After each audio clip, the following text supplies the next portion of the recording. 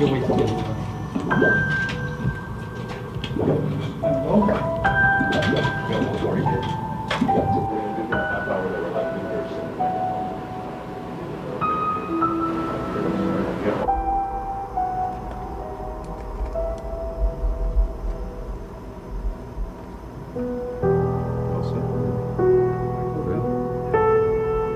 them now, and we're going to be stopping them at different points.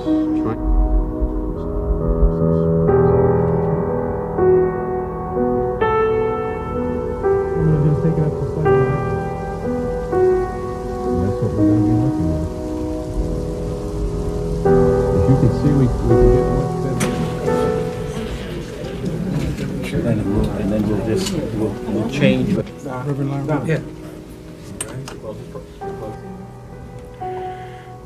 Well, I think the legal process of defense, post-conviction relief proceedings will end if James Earl Ray dies.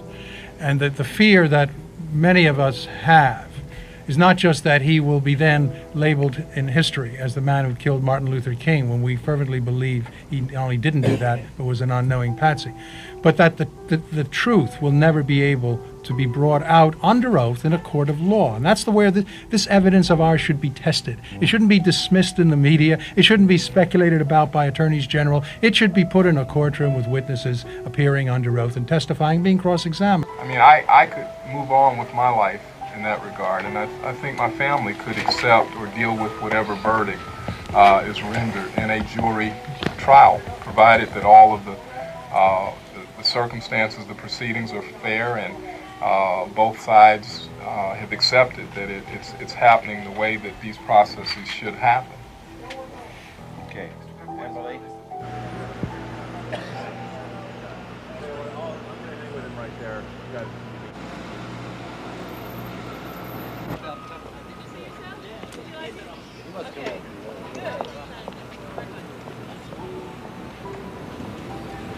Motion to reopen this matter filed by the petitioner with a claim that there is new scientific evidence that may be capable of establishing that the petitioner is actually innocent. Is that what we're here for today? That's right. All right, I'll tell you what I'll do. I'll give you an opportunity to inspect what he has. We'll take a short recess while you do that. All right, we'll stand in about a 10-minute recess or until otherwise noted. When you were around 19 years old, Martin Luther King got assassinated. No, I was older than that. I was a senior in college. Okay, so you're about 22 or so? I was 21. 21. Okay, so you clearly remember as an adult the impact of that situation. Well, for me, that was a small impact. I wound up being the last judge hearing the James Earl Ray matter. Did he, in fact, assassinate Dr. Martin Luther King? And had he not died and his local attorney not died in close succession, it would have been my finding that he was not the gunman.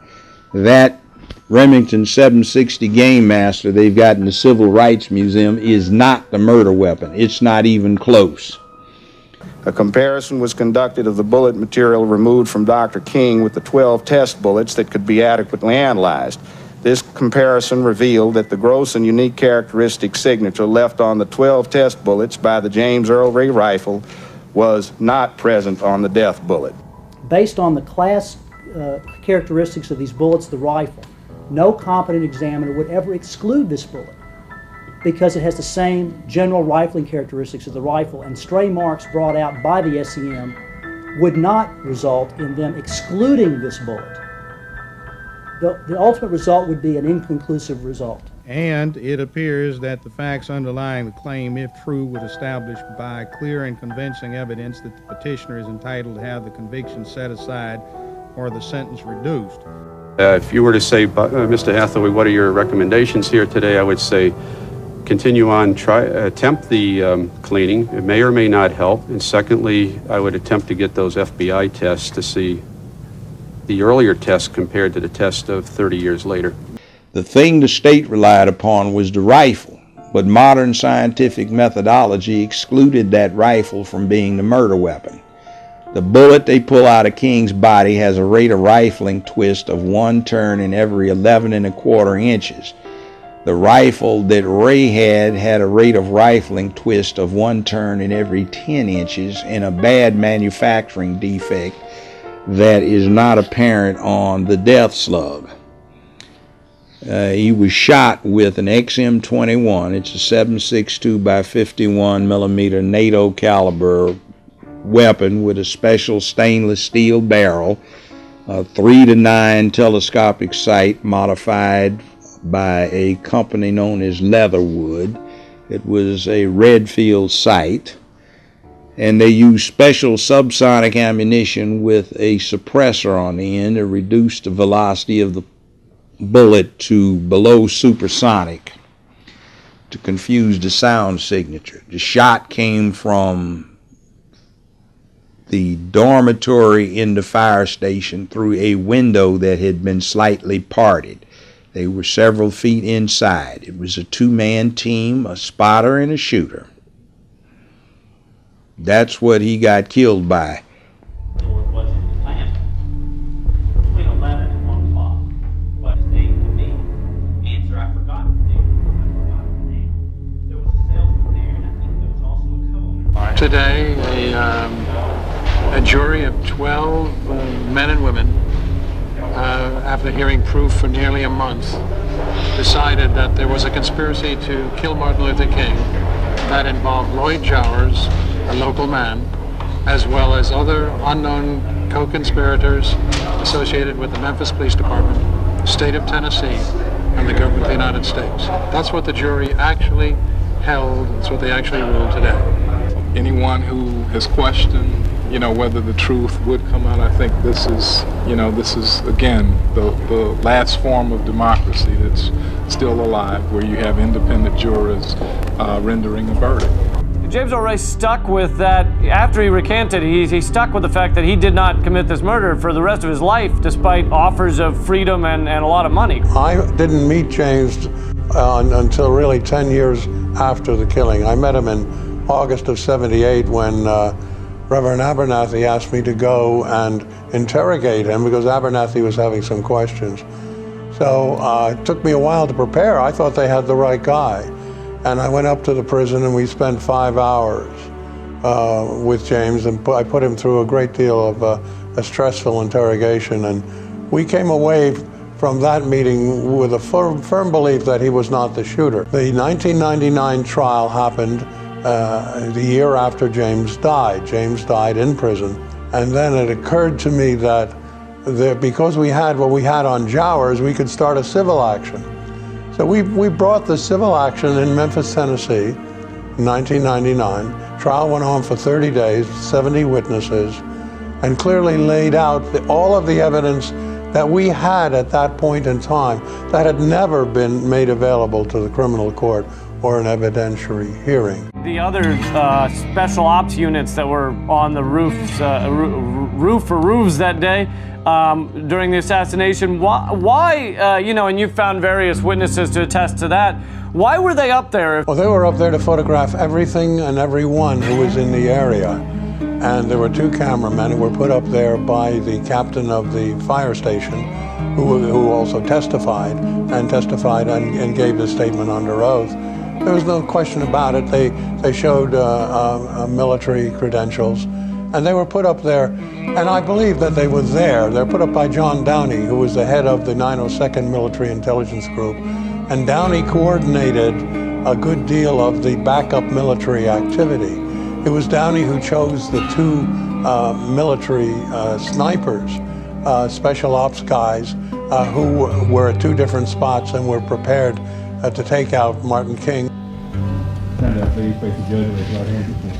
Sir, do you solemnly swear or affirm that the evidence you give here today will be the truth? And it has always been a feeling that there are many unanswered questions that have not been addressed. So for many years we avoided this issue. I guess you could kind of say we've been in denial. A trial for Mr. Ray is our last hope to reveal the truth about my husband's assassination and bring about at least some sense of closure to the pain we have endured as a family over unanswered questions surrounding this tragedy. We call for the trial that never happened, not out of rigidly held convictions about the extent of Mr. Ray's involvement in my husband's assassination, but as an appeal for the truth and accountability. We know that J. Edgar Hoover was doing all kinds of illegal things to Dr. King. We know that. We also know that Bobby Kennedy approved it, as the Attorney General was approving illegal wiretaps. It's not a hard stretch for some people to say, well, if they were doing that, then certainly they were capable of killing him. We believe that the FBI had something to do with that conspiracy. It seems to me that the surveillance that my husband underwent as he traveled around the world by the FBI and the things that have already been revealed that are on record point toward the FBI having certainly known what was happening. Well, there's no doubt that from what the evidence that we've uncovered, that Hoover was a very key player in the assassination of Martin Luther King. The FBI sent King an anonymous letter threatening to expose his extramarital affairs. The letter, known as the suicide letter, refers to the leader of the civil rights movement as sexually psychotic, a dissolute, abnormal imbecile, and a fraud. It ends with the famous warning, "You have just 34 days. There is but one way out for you. You better take it before your filthy, abnormal, fraudulent self is bared to the nation." The letter, along with a purported audio tape of MLK's extramarital affairs, was sent to the King home and discovered by his wife, Coretta Scott King. Dr. King assumed the letter and tape were from the FBI, and after his death, a Senate committee confirmed as much. They couldn't stop him any other way, and he had such a huge sympathetic following across the country, grassroots following. And the H.L. Hunt used to meet occasionally with Hoover, and he would tell Hoover that he could take care of King through broadcasting and demean him and all of that. Hoover said, no, that'll never work. He's going to have to be taken out. It's a very important historical fact to understand. The history of political assassinations, so that Americans don't think that what happened to us in the 60s, in our republic in the 60s is some way unique. It's important to understand that political assassinations have gone back as long as human society and human beings have lived together.